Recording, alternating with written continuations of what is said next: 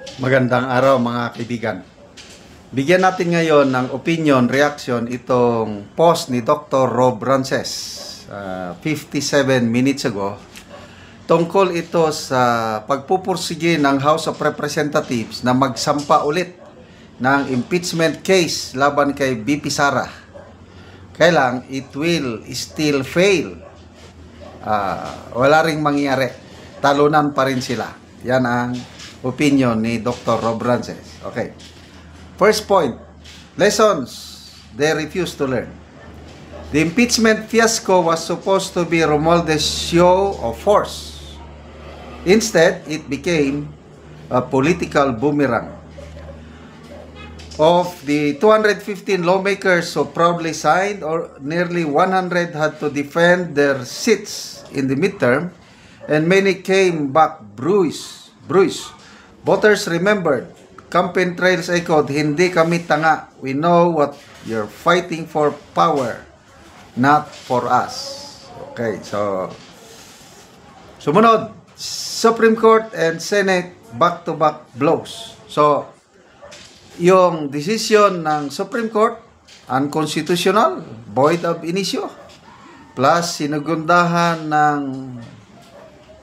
Senado 19-4-1 na botohan, back-to-back blows para sa kanila. Sabi niya, now the Supreme Court's one-year bar rule ensures no new complaint can be filed until February 2026. And still, they push. Gusto pa rin nilang ituloy. Bakit? Kasi kung ituloy sana nila ngayon, ang gusto nila is masira ang reputasyon ni BP Sara para sa 2028. Wala na. Parang basang sisiw na siya. Kaya gustong-gusto nilang ituloy sana ngayon. Kaya nag-file pa rin sila ng motion for reconsideration. Umaasa sila ng milagro. Sabi nga ni Senator Hontiveros, malay mo, magmilagro. Kasi gusto nila ngayon, ituloy ngayon. Dahil mas malaki ang pag-asa nila na masira ang credibility ni BP Sara kung matuloy ang impeachment. Okay? Next point. Sabi niya, the House numbers problem.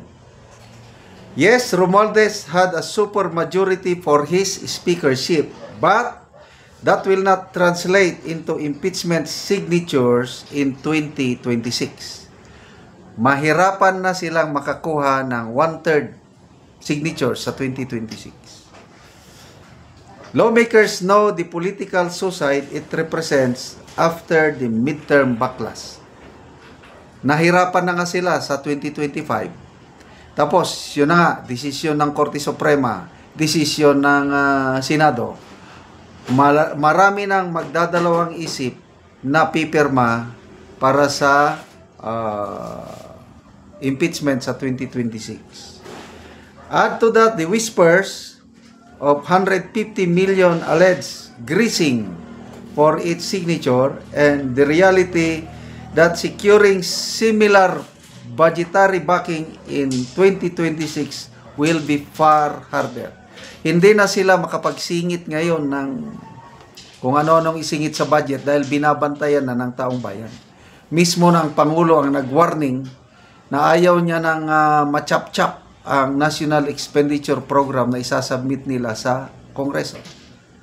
Mas mabuti na lang daw ibeto ng presidente at babalik re-enacted budget kung gawin pa nila yung ginawa sa 2025 budget. Kaya mahirapan na sila. Ano pa ang pampadulas nila sa magperma? Okay. Ito na yung point. Strong point. Why 2026 will still fail? Bakit kahit magsampa pa sila ng impeachment case next year, babagsak at babagsak pa rin. Hindi magtatagumpay. Number 1, impossible Senate conviction. The numbers and loyalties aren't there. Kitang-kita sa mga senador, mas marami ang ayaw sa impeachment. Dalawang botohan na, parehas 19 ang ayaw sa impeachment. So, hindi sila makakuha ng conviction sa Senado. Next, fractured House. Survival instinct trumps political orders. Masyado ng delikado para sa isang kongresista na pipirma pa sa impeachment complaint for 2026, lalo na kung wala ng padulas. Yan na, dwindling resources. The budgetary appetite for another circus. Tignan natin kung makakalusot pa rin. Mahirapan nang makalusot kasi nga ang dami nang nagbabantay sa budget deliberation. Public memory. 2025 is still fresh and 2028 looms large. 6 months from now, sampa ulit sila. Maalala pang mga tao ang nangyari sa 2025. Tapos, 2028 malapit na. Kaya maraming magdadalawang isip niyan.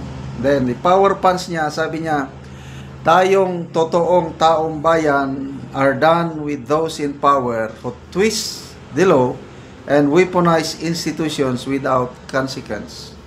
This impeachment wasn't a victory for them. It has clearly become the people's warning shot. Push again in 2026. And it won't just fail. It will mark the beginning of the end for those who still think power is greater than the people. Ako, agree ako dito. Yung palaging nano ang taong bayan. Kailang I still believe mas marami ang taong bayan na nakakakita sa totoong motibo ng impeachment na ito. Hindi accountability, kundi political weaponization. Yung ginagamit lang ang impeachment para matanggal nila ang kalaban nilang malakas sa 2028 at walang iba kundi si BP Sara. So, tayong mga sumusuporta sa mga Duterte kay BP Sara, let's remain united. Ituloy lang natin ang pagdarasal para sa mga Duterte at balang araw may bukas na magandang hinaharap nating lahat. Okay, salamat mga kaibigan sa inyong pagsubaybay sa ating channel. Nakakatulong kayo ng malaki sa tribong Talandig ng Bukidnon dahil ang sweldo natin sa channel na ito is pantulong natin sa tribo. Namimigay tayo ngayon ng livelihood assistance, nagpapatanim ng saging lakatan at Arabica coffee. Panoorin nyo ang video na ito. Ako sa among area, sa among gitamnan og kape. So, muna ni ang natanom namo nga kape. So, daghan gyud og luag pod ni ang among area nga among gitamnan og kape. So, karon na ay nagtabang sa amo ang tao nga 3 ka buok. So, kini lokop na ni ko. Lokop na ni nga among gitamnan og kape. So, daghan na gid ni kay kining among natanom nga kape si 595 nakapunuan. So kini nagtuo mi ani kung kaluoy sa Ginoo nga makaharvest mi nga makahuas mi ani sa kalisod. So muna ni siya. So nindot kaayo nga seedling. Makita gyud nato nga muna ni ang among area. So upod ni ang makita nga among lakatan, mo ni ang una namong tanom nga lakatan nga 240. Lakatan mo ni siya padulong sa Ilaya. Maayong hapon diya. Tanom og kape. Okay. Aron mabuhi atong mga pamilya, makapagpila ta. So muna ni sila ang nagtabang sa amoa. Tabang ta ni kay sa among pagpananom og kape.